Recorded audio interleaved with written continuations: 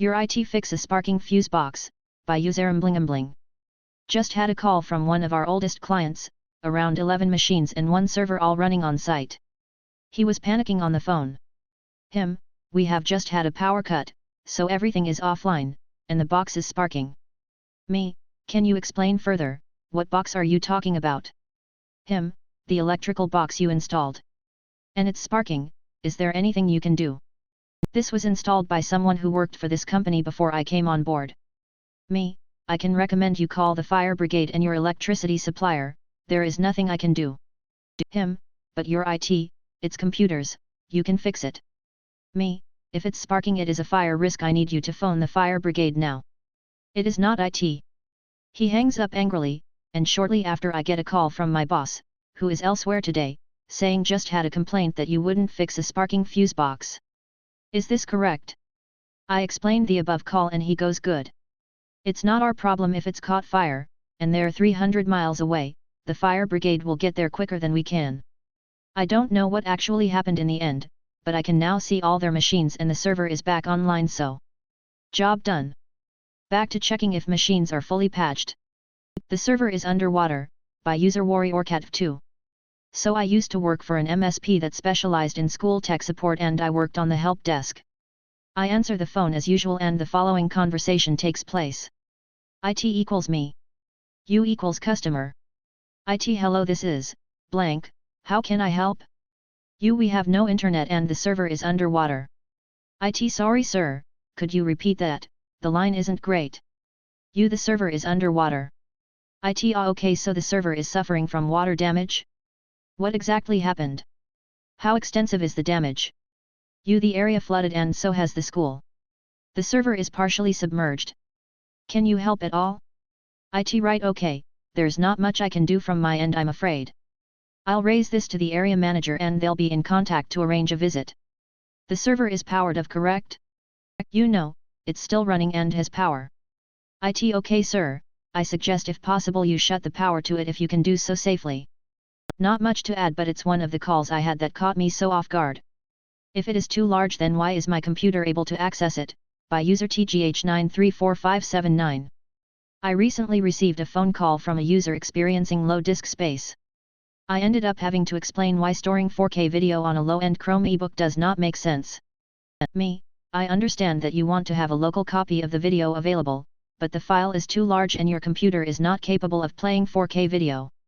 I can convert the file to a lower resolution for your Chrome ebook. User, no, I do not want you to convert the file to a lower resolution, I want to be able to view the files as I always have.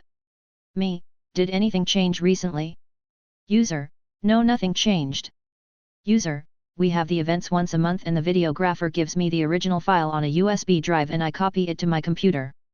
User, we almost didn't get a recording of the last event 4 events because the last videographer quit and we had to find a new one last minute. Me, looking at the file size of the videos, I see what the problem is.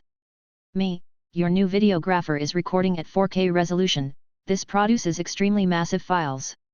Your old videographer was recording at DVD resolution. User, yes, I want high resolution just like my DVDs. Me, this is not just like your DVDs.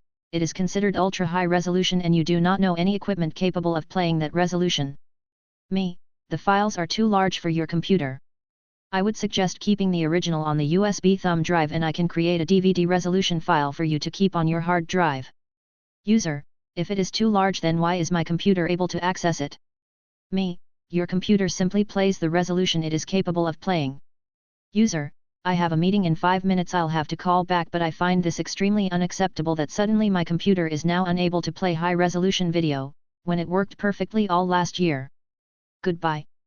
Owner of company needs a talking to, by user Daddy Dusky. I'm pretty new to this Reddit but I feel at home. So I've been in IT since the mid-90s, mainly support and management of support.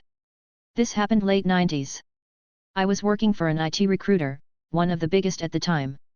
We had just fitted a firewall for the first time, shows how long ago, that logged all users browsing.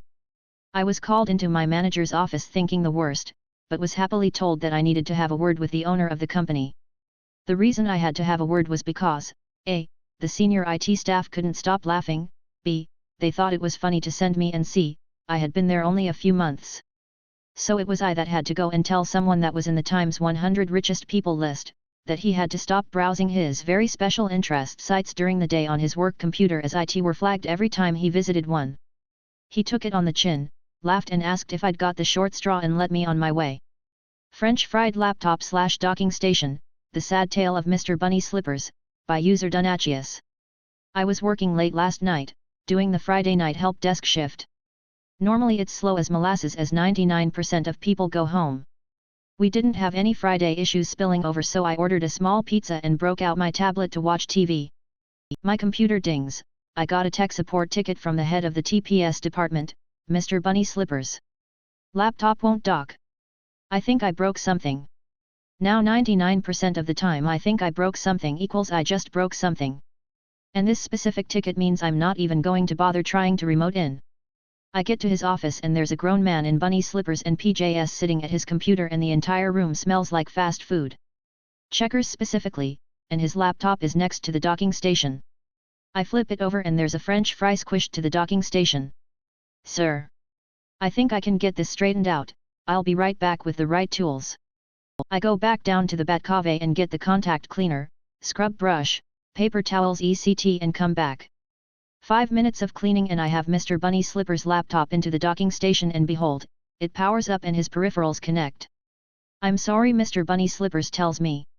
At least you didn't try to wash it out in the sink yourself, I tell him.